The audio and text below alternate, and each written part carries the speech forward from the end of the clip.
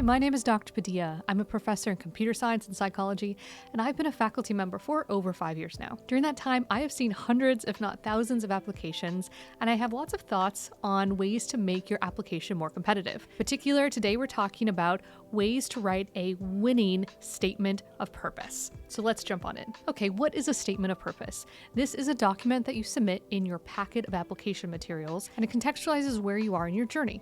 Now, there's some important components to include, and there's not a lot of resources out there that guide you on how to put those together successfully. Now, what we use this for as faculty members is one piece of evidence in your application. It is provided to us in addition to your test scores and your letters of recommendation, and this is your opportunity to personalize your application. Now, what tends to happen, because it's really your only opportunity to do so, is students tend to veer off and end up writing things that weren't necessarily intended to be in that statement of purpose.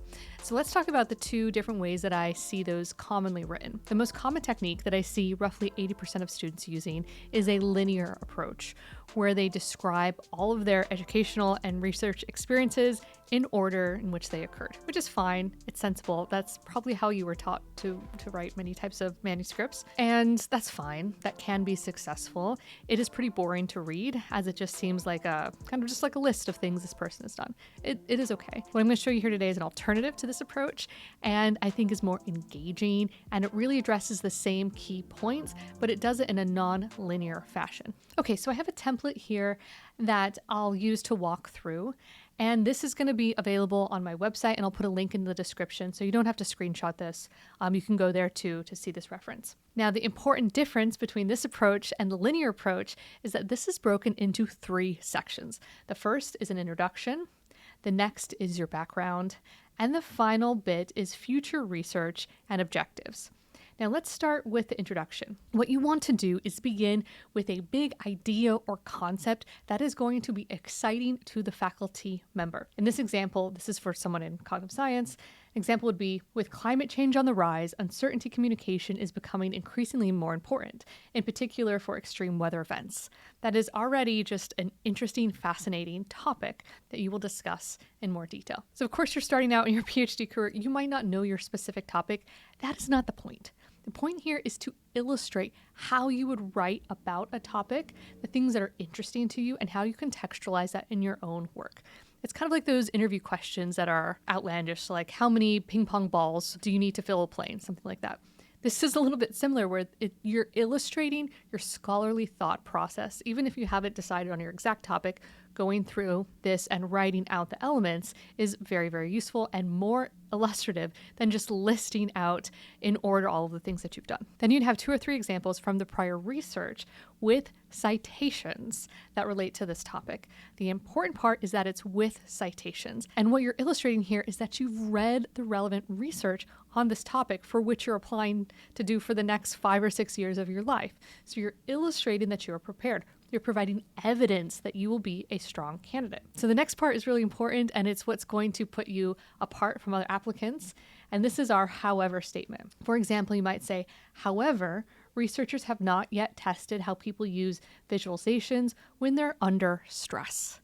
And this is illustrating that you have looked at the prior research and you've identified a gap. That is a very sophisticated move in academia, and that really shows that you're prepared. And honestly, it might not be correct. You might not have successfully discovered a gap, or you might be off base a little bit. That again is not the point. The point is that you're trying to find unanswered research questions, and you're illustrating that that is your approach to science. And so that is a really good indication that you'll be successful in academia. The next bit is saying you would like to work with a professor to address this gap, to fill the gap, to expand prior research, to look at their particular methods and extend it to this area. And this last bit here for the introduction is where you can start to add in a little bit of your personal experiences. So far, we haven't talked about anything that's about you, like your personal background per se.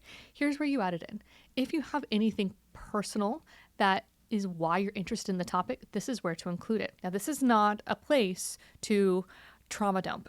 This is not a place where you are kind of opening up your soul, bearing your soul. You are cherry picking examples from your life that illustrate why you're interested in this topic. So you're only including things that are relevant to this research topic. This isn't an open opportunity for you to kind of divulge information.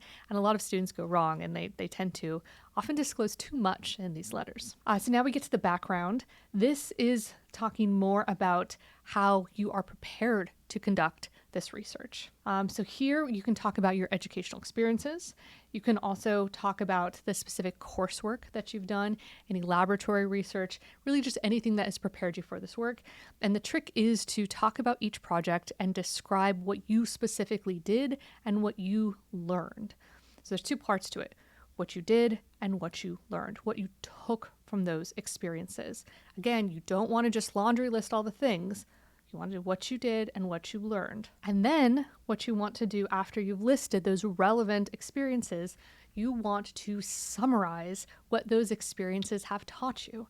As a whole, when you're reflecting on your educational experiences thus far and your research experiences, what have you learned? So you conclude that with a summary sentence. Now, the final section will be the part that your PI or who you're applying to work with will be the most excited to read. And this is what you want to do moving forward.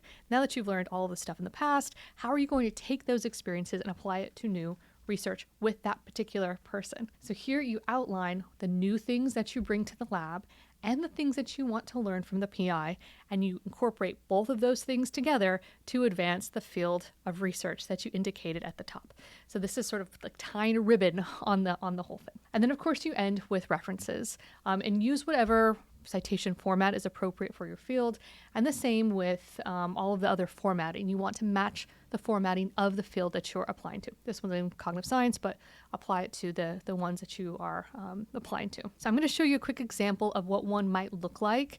I took this exact format, popped it into ChatGPT, and asked it to write a statement. Do not do this, okay? This is just for illustrative purposes. The reason you don't want ChatGPT to make any materials for you is because if you get admitted into a program, you will be expected to produce that level of work. So you're misrepresenting yourself, and that essentially means that you will potentially not be very successful in that program if you cannot generate it from yourself. So I'm going to scroll through this very quickly because I don't want anyone to copy and paste this, but we have a title, our introduction, bolded sentences that highlight key features, background section, there's citations, a background section, research section, talking about specific labs that ChatGPT was in, highlighting, again, important statements, future goals, closing, and references, okay? I wanted to scroll through that just to give you a reasonable expectation for what one of these documents look like. They tend to be anywhere from 2 to 4 pages long, single-spaced, use whatever font you want to use, but definitely include references in the end. So this example I would consider a really standard, reasonably presented example of a statement of purpose. A thing that you can do to set yourself apart that is very successful is to include an image or a figure in here. There's truly no rules for how you want to put this together. So doing things like including an image of the research that you're doing, if there's a figure from a paper that you're on, any of that stuff looks really, really good.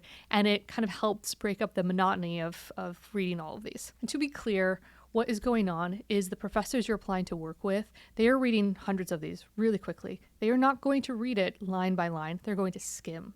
So helping them identify the key features, the important parts, is really, really key. Things like figures can help out with that. Okay, last piece of advice is if you do nothing else, make sure that it is perfectly copy edited, okay?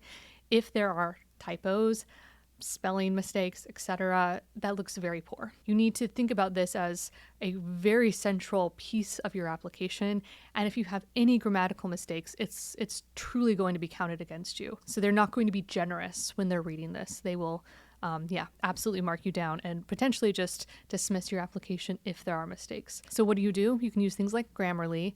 You can hire a professional copy editor if you're so inclined. I know some people have done that. That's pricey, but that's an option. Or just have as many people as possible read it and make sure that the grammar and punctuation is truly, truly perfect. I hope that was helpful. I know applying to a PhD can be very daunting, and this is often one of the most daunting topics, but hopefully you can follow along with my recommendations and make an award-winning statement of purpose. Take care.